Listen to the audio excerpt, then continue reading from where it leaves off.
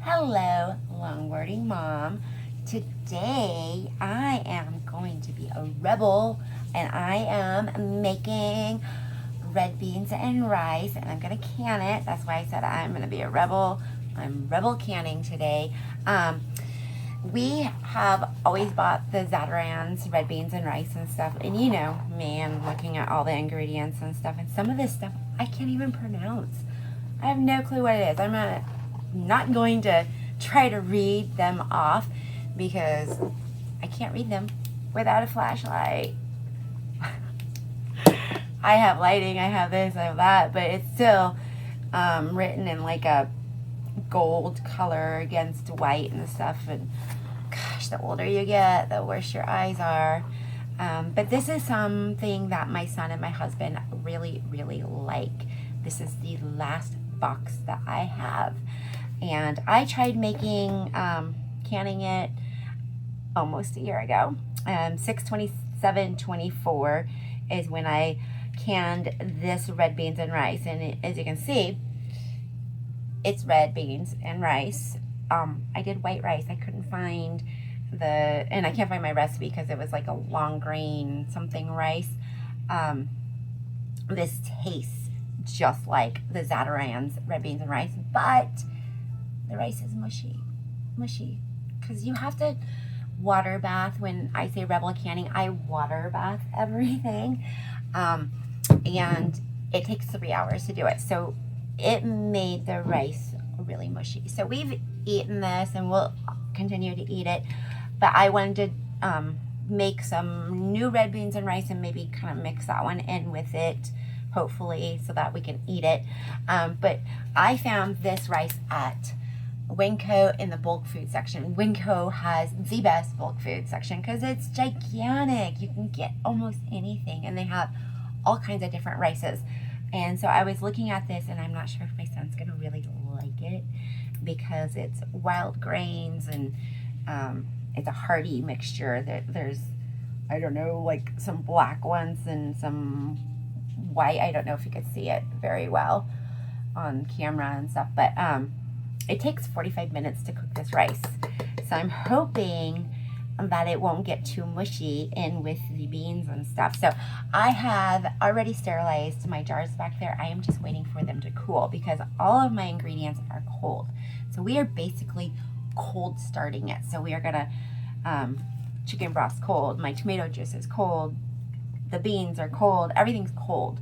And we're gonna fill the jars up, we're gonna seal the jars, and then we're gonna put them in cold water and turn it on and bring it to a boil. And once we bring it to a boil, that's when we start our 3-hour long timer. And I usually put it on for an hour and check it because the water obviously boils out. And so I have water going in the back boiling so I can dump some on.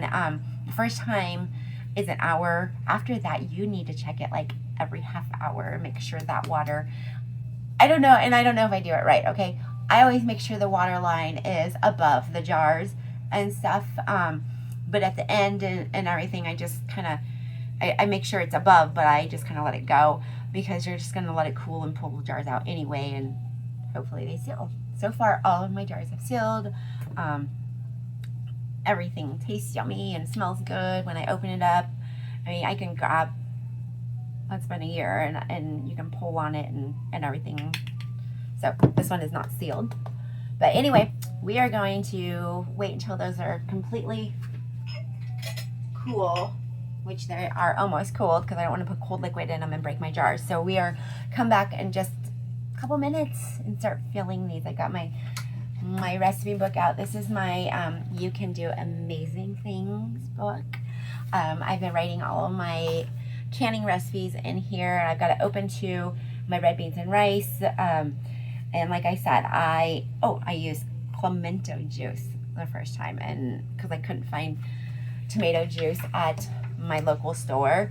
So these are the recipes, or this is the ingredients. I've got my small red beans rinsed over here. I kind of pre-measured them. I need 1/3 level cup for each jar.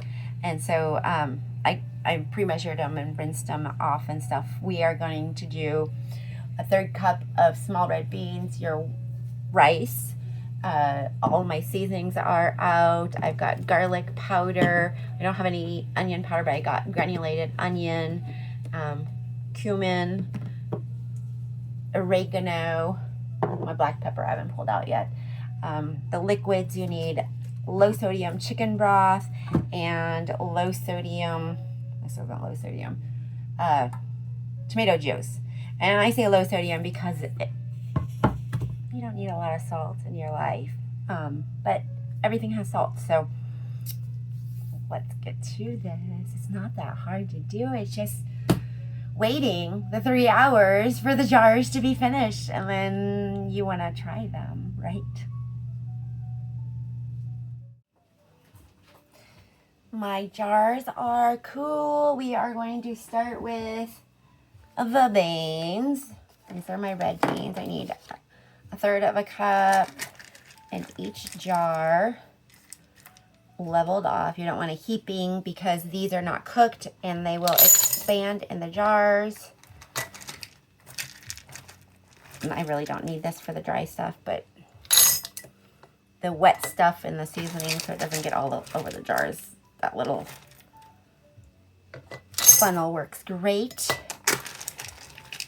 So I got 5 jars because that's what I made last time, but I actually did 6 jars of, or I sterilized 6 jars because sometimes I have extra ingredients and then I need another jar and I don't want to sterilize just one jar. So see, I've got extras because I did a heaping when I was rinsing them off. Okay, so now we are going to do a 1/4 cup of rice.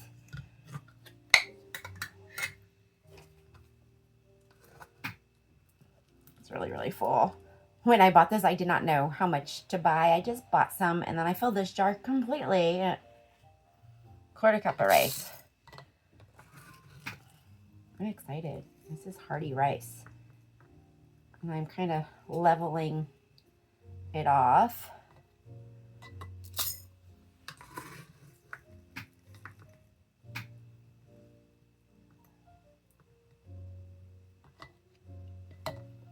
See the pretty colors. Pretty colors. There's 2, 3.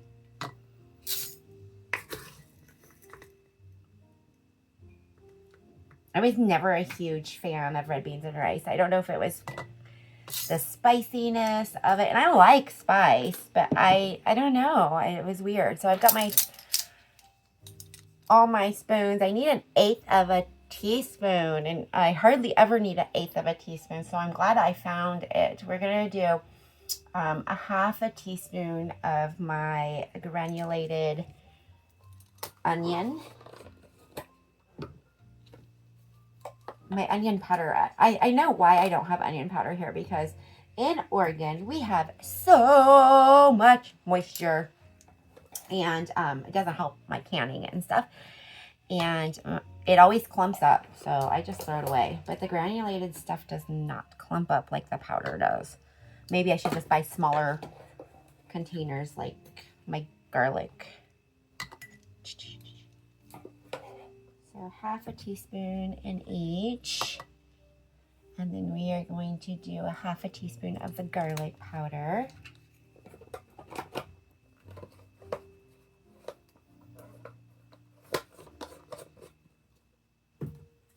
It's so rewarding when you make your own ingredients and you know what's in them. They're fresh, they're 1/2 teaspoon of garlic in each one. They're so much better for you than all of those chemicals we have been eating. Oh, no wonder it's why my thyroid is out of whack and stuff. My thyroid, because it's so far out of whack, will always be that way. I might be able to correct it by eating healthier foods, like by cooking my own stuff, staying away from the foods that affect my thyroid and stuff. But it's not easy. You know, there's soy in everything. Okay, now we are doing 1/8 of a teaspoon of cumin. Love the smell of cumin. It's like a fragrance that I can put in a potpourri and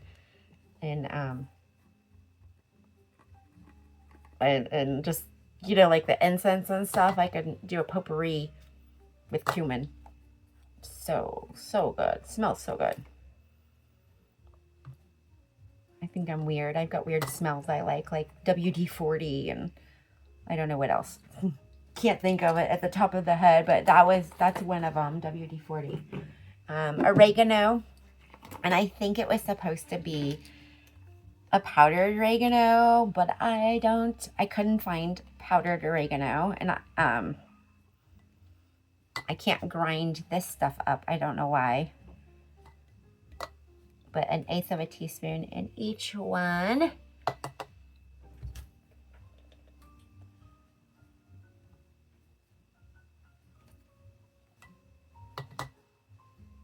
And I need 1/8 of a teaspoon of black pepper. So I'm gonna grab that really fast.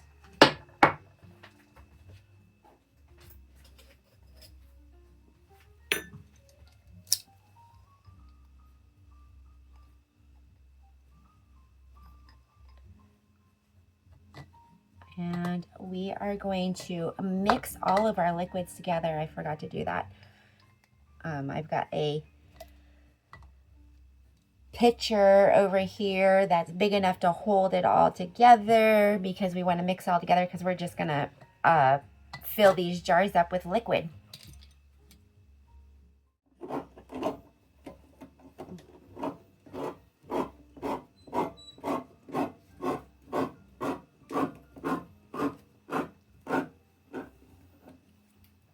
The only can opener that works for me is a KitchenAid. I break all can openers.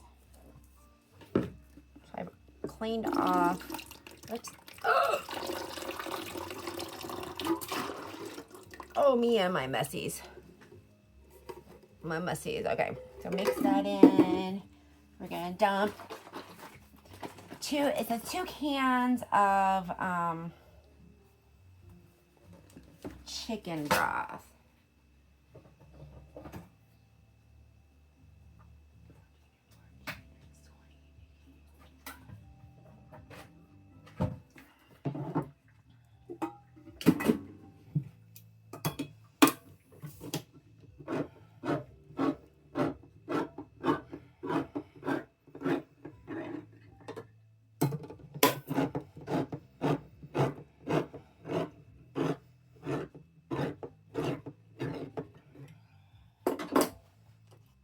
We're gonna dump these in together.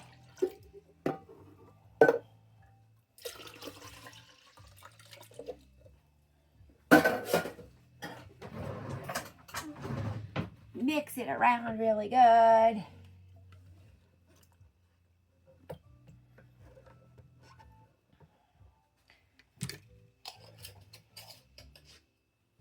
Okay, now I'm gonna start over here where it's closest. And I'm gonna pour up to the bottom line right here because I want room for it to be able to expand a little bit.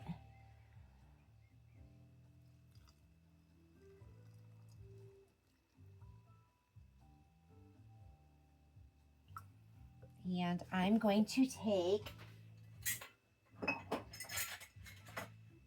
this little tool here and kind of stir it around a little bit and get those bubbles out. We want to make sure there's no air pockets in there at all.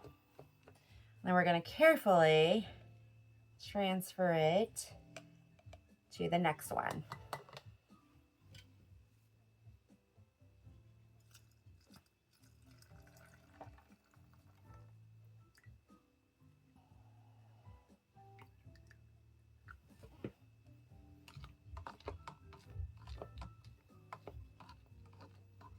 Now I have made all kinds of stuff. And I have repeated my favorite things, which is like the monkey butter and the cowboy candy. Definitely my pinto beans. Those get eaten like crazy because we make burritos in this household all the time, or Mexican pizza, taco pizza, whatever you want to call it. And I do all kinds of stuff. I'm gonna make some apple pie filling this year because I want to make some apple pie cinnamon rolls.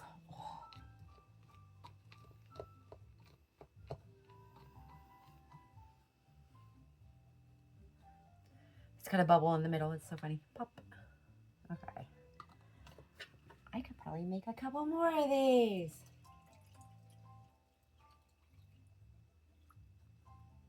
With the amount of juice I have, look at that. Okay, I'm gonna make one more jar because I have it, and we will be back in just a little bit. I'm gonna show you guys how to put this in the canning process. Not bad. I have this much juice left, which was probably enough to make one more. And in my bag of red beans, I probably have enough to make one more. Now, if I would have known, I would have done 7 jars, not 6. That's okay. So what I'm doing now is I've got some sterilized water here, and I am cleaning off the edges if I've gotten anything on them. And I know some people use vinegar. I was using vinegar for a little while, and my sister, she is the person that has been doing, that I go to and ask questions about all the time. She said that she doesn't use vinegar because the new lids are a lot weaker than the old lids and stuff, and so they will deteriorate faster. I am just putting my lids on. I've done a little check on them, so I sanitize them. Yes, I reuse my lids. As long as there are no, oh, see, look, I didn't check that one well enough, and it's got a little crease in it. So we will grab a new one. There we go.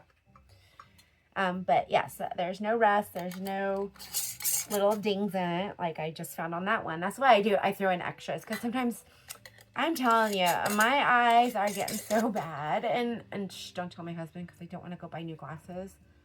I don't think I need new glasses. I just think sometimes it's the lighting and stuff. And when I first wake up in the morning, it's early. It's, you know, sometimes harder to see. So hand tighten these. You don't want them like super, super tight. And we are going to go put them in my pot over here. Oops. I don't have any water. I have a little bit of water in it because I had to dump out my pitcher. This is my pitcher of water. I had to dump it out so I could fill it full of this stuff. I will wash this out, but I will keep it ready with water so I can keep hot water going at all times. But let me move my camera over to the stove so you guys can see inside my pot.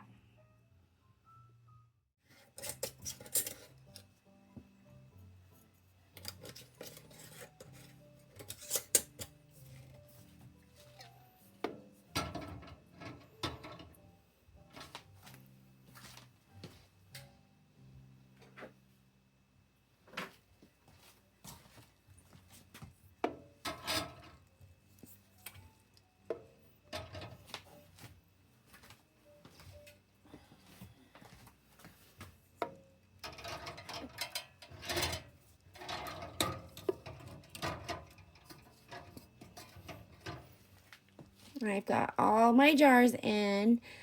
I now can turn on I've got water a little bit in there. So what I do is I always start the boiling process, you know, the heating process, because it takes a while from cold to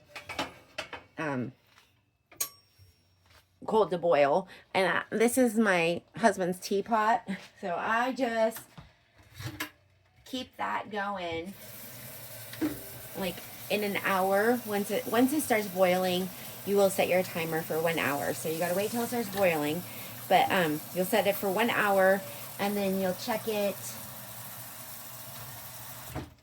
You will check it. Check the water level. You want it an inch above the water line, or an inch above this. So 1 inch for me is like this little right here. So I like to keep it level with that while it's boiling. And I always keep a pot going in the back. So like 15 minutes before my timer is up, I will start my other pot, make sure it's hot, because you want that boiling to dump into here. You don't want to dump cold water into your boiling hot water and change the temperature of your water. You want to keep it boiling at all times. That's my rule anyway. I don't know. I'm a rebel. I'm a rebel, and I love it because it feeds my family. And I always ask this question: what did the Mennonites do? What did the Amish do? What did we do before we have those electric canners and those other canners and stuff? What did we do? We water bath everything. You want to preserve something? You either water bathed it, or you dehydrated it, you smoked it.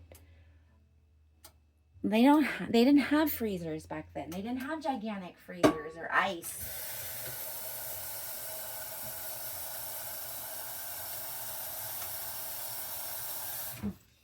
That's why I always use my big gallon water thing, because it takes forever to fill with this little pot. But when I need just a little bit of boiling water, that little pot is perfect. So right now I've got the water in. I'm on high back there. I'm going to put my lid on. That helps it.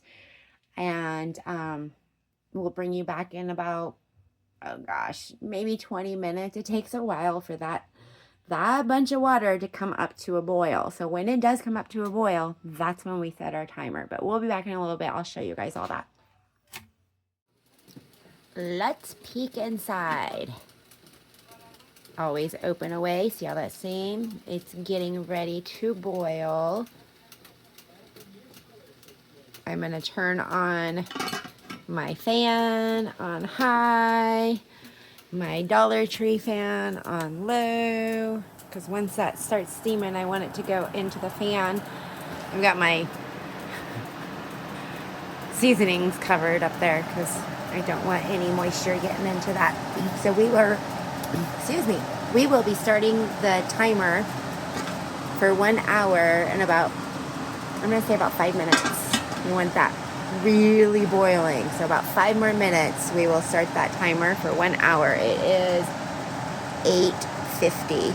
So 8:55, and then every hour for 3.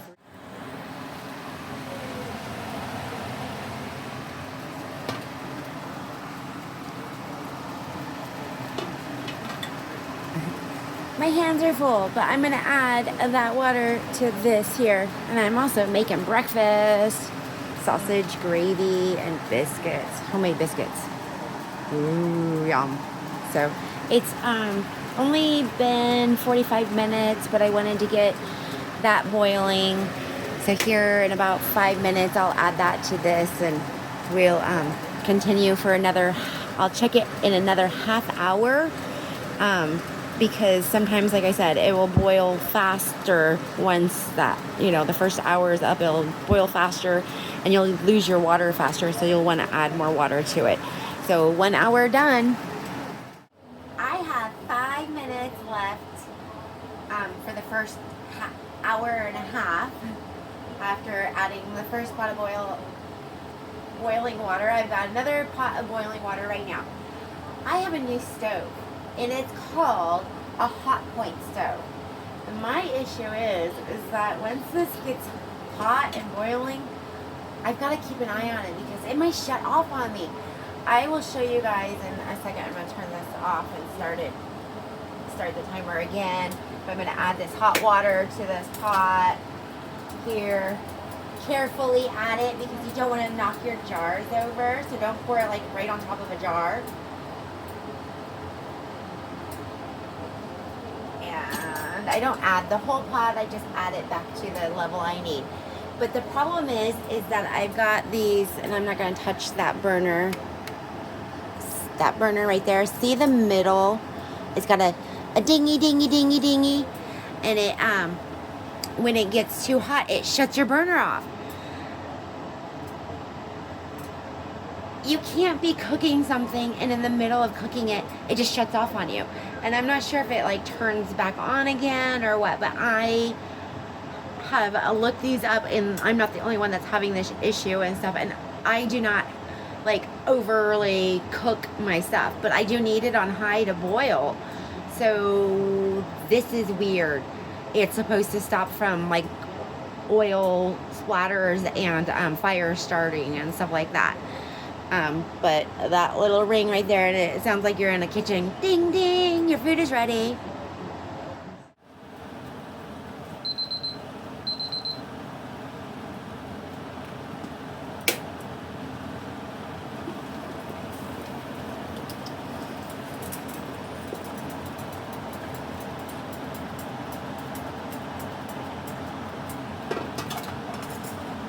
One more hour.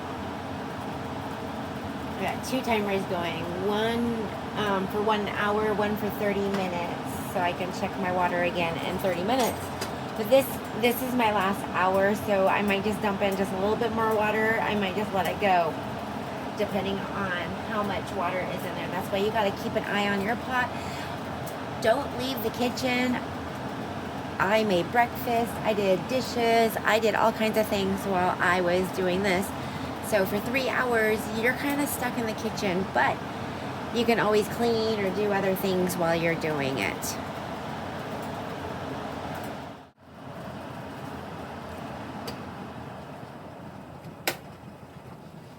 It has been 3 hours. We are going to lift this up. I'm going to let it cool in the pot for 5 minutes. I'm going to set my timer for 5 minutes, and then we are going to take them out and put them on a towel over here to let them rest overnight.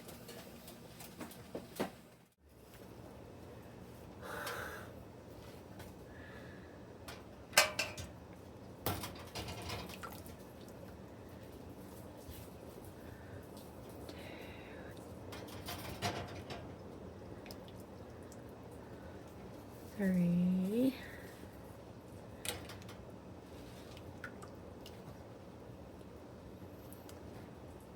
They look really good.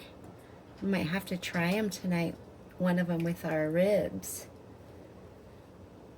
It sounded like one already sealed. Went right before I pulled it out.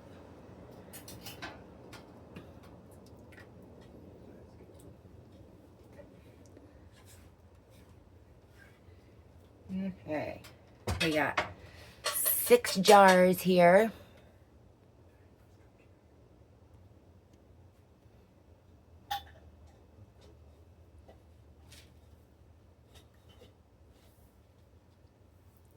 And I've got mini blocks I need to go put on my wood, on my barbecue for my smoking for my ribs.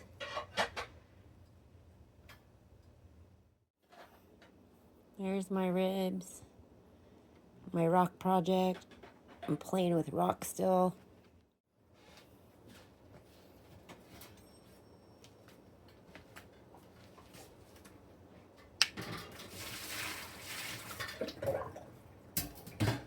It's not gonna rain. It's not gonna rain.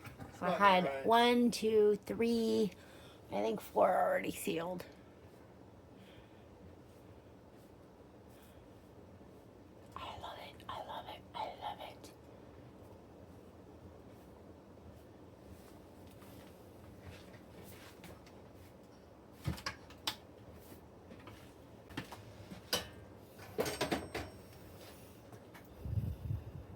looks like this one and that one. This is my last one that needs to seal.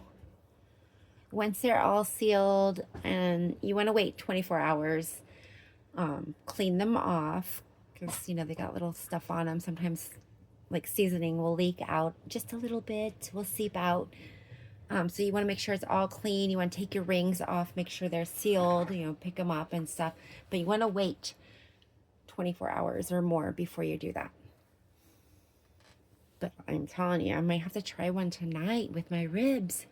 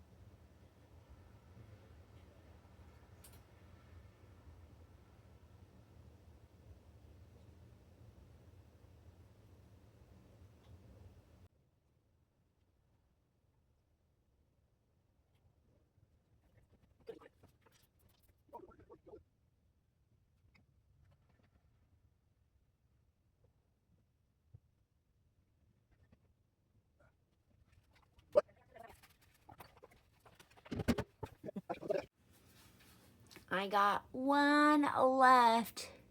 If that one doesn't seal, I'm eating it. Right there. That one. Seal. Where I'm eating you.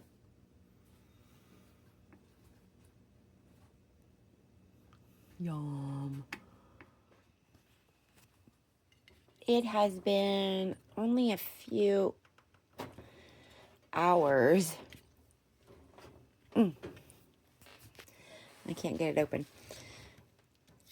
Okay. See, and I bent it, so that one will go away. But look at that. We're going to dump this in here. I need a spoon.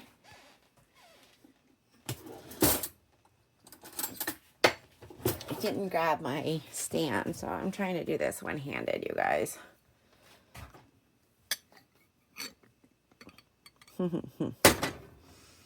This actually turned out better than my other one.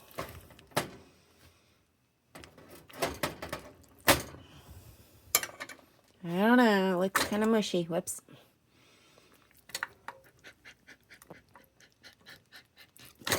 Oh, threw a bean on the floor. Oh, actually, look at that.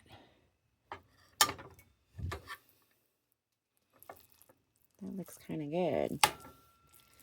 And not so mushy.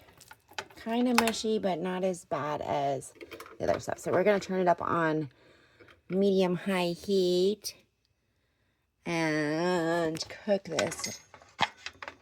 I'm not sure if I need to add a little bit more water to it. It doesn't look like it. I just think it needs to warm up a little bit, and we'll see what it tastes like. It looks really good.